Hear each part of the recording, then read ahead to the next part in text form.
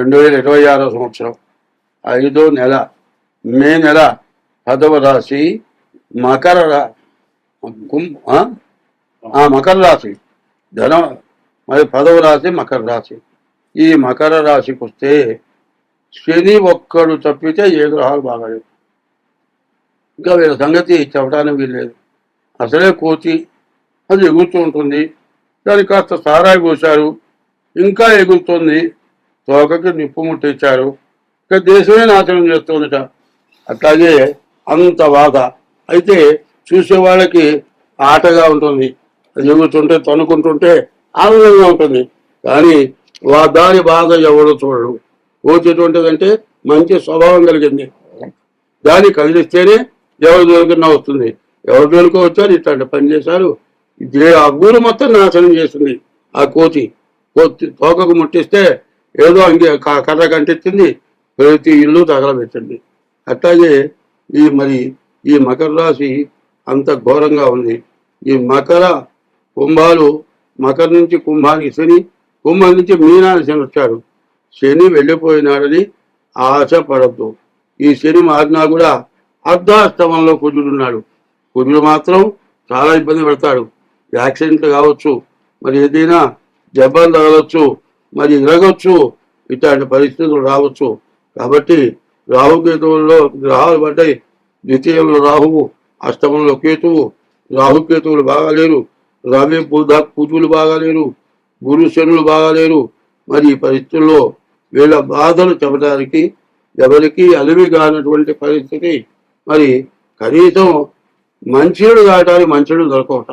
ఎట్లా ఉంటుందంటే ఒక్కొక్కరు కోటీశ్వరుడు అండి, వాడి నోట్లో 500 రూపాయల నోట్లు కాదు, ఇప్పుడు కొత్త నోట్లు వచ్చినాయి, ₹1,00,000 ఉన్నాయి బిళ్ళలు, ₹1,00,000 బిళ్ళ ఉంటుంది. అదే మంచినీళ్ళు కావాలయా, ఒక బాటిల్ ఇవ్వయా, లేదు. దూరయా, ఈ ₹1,00,000 బిళ్ళ దగ్గర పెట్టుకో, తర్వాత చిల్లర ఇచ్చి తీసుకుంటారు. అమ్మో నిన్నెక్కడ నమ్ముతారు, నువ్వు దొంగవేమో, ఎక్కడ గాజేసుకొచ్చావేమో, మరి ₹10 చూడాలి, మంచినీళ్ళు లేని వాడివి, మరి ₹2,00,000 బిళ్ళ ఎక్కడ దొరికింది ఒప్పు అంటాడు.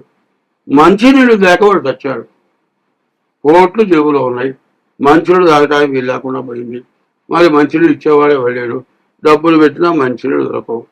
మరి ఏమవుతుందంటే కర్మమున పుట్టు జంతువు, కర్మమును వృద్ధి పొందు, కర్మమున జనులు, కర్మమే జనులకు దేవత, కర్మమే సుఖ దుఃఖములకు కారణమది అన్నారు.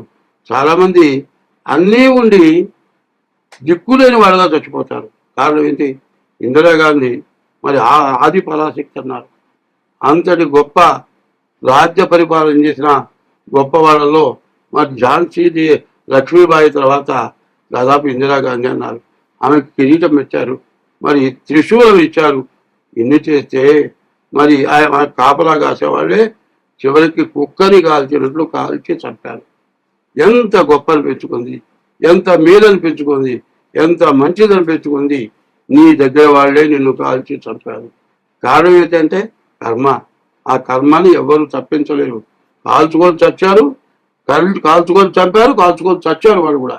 మరి ఏం చేయలేకపోయినారు. మరి ఎన్ని తూటాలో ఒంట్లో శరీరంలో దూరినాయి. మరి ఆమె చచ్చిపోయిందంటే చాలామంది బాధపడ్డారు. కాంగ్రెస్ పతనం అయిపోయింది అనుకున్నారు. అట్లాంటి పరిస్థితి ఇందిరాగాంధీకి వచ్చిందంటే ఉదాహరణకి చెబుతున్నా.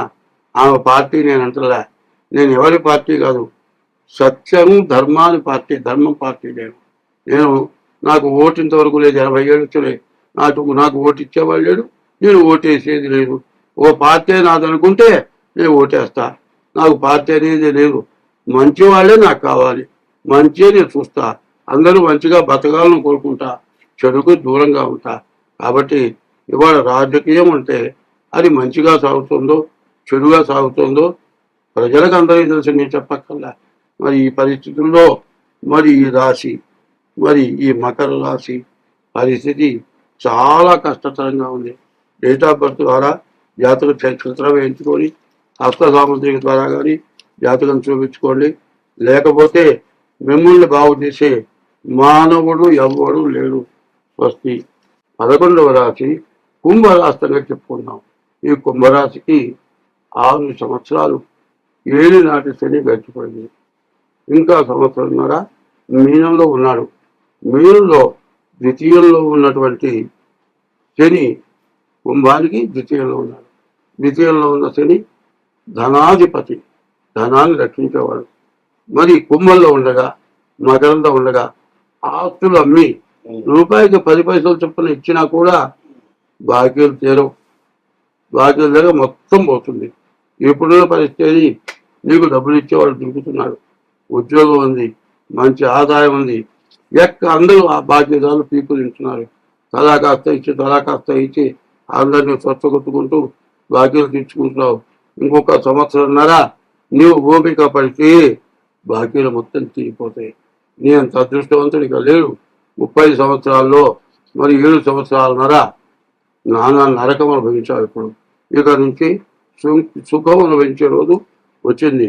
కుంభరాశి అంటే ఎటువంటిదంటే కాస్త మనిషిగా పొట్టిగా కనపడతాడు, కాస్త పొట్ట ఎక్కువగా ఉంటుంది, ఈ గుండెల మీద బాగా వెంట్రుకలు ఉంటాయి, చెవుల దగ్గర ఇంచేటప్పుడు వెంట్రుకలు ఉంటాయి, ఈ పక్క దాదాపు అంగుళన్నర వెంట్రుకలు ఉంటాయి, కడవలాగా ఉంటాడు.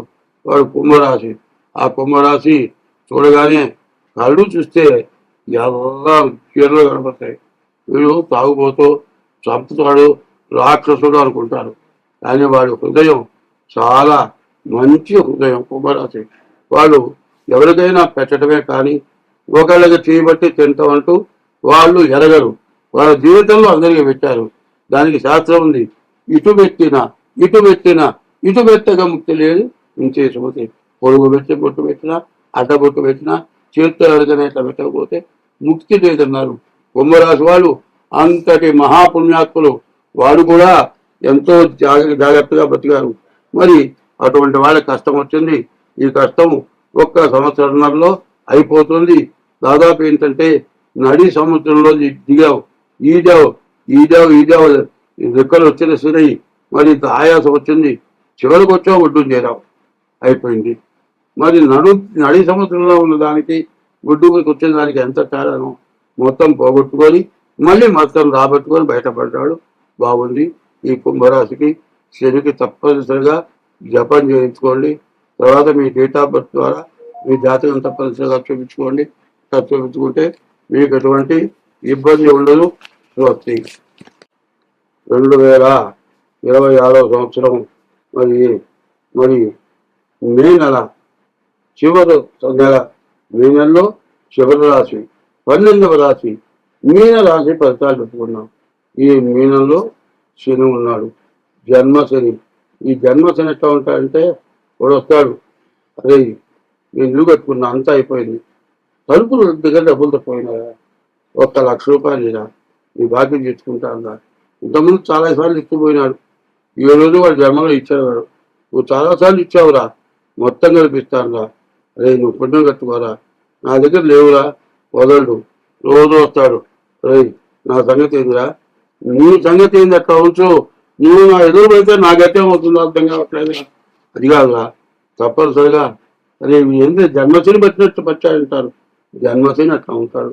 నిన్ను పీక్కు తినేవాళ్ళు ఉంటారు, నీవు తింటానికి వీలు లేకుండా అడ్డం పడతారు, నీ తిండి లాక్కొని తింటారు. ఒకళ్ళు ఉంటారు కంచంలో పెట్టుకొని తింటూ ఉండగా గబగబా కంచం లాక్కొని వాడు ఇంత మొదలు పెడతారు. వీడు పిచ్చేవాడు అయిపోయి ఏంటో ఈ నా ఇంట్లో రావటమైంది, నా కంచం లాక్కోవటమైంది, నా కంచంలో నిధులన్నీ కూడా లేకుండా తింటదంటే ఇంట్లో తింటావా ఇంకా లేదు. ఇంత ఘోరమైన బాధపడాలి. ఉపమానాలు చెబుతున్నాడు శని కూడా. ఈ జన్మశని అంత బాధలు.